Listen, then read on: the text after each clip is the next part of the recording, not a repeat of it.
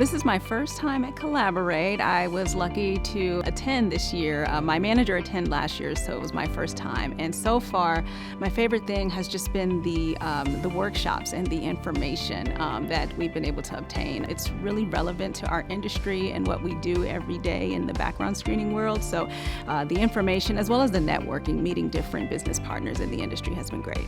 I expect Collaborate to help me in a couple ways. First thing, building relationships and networking.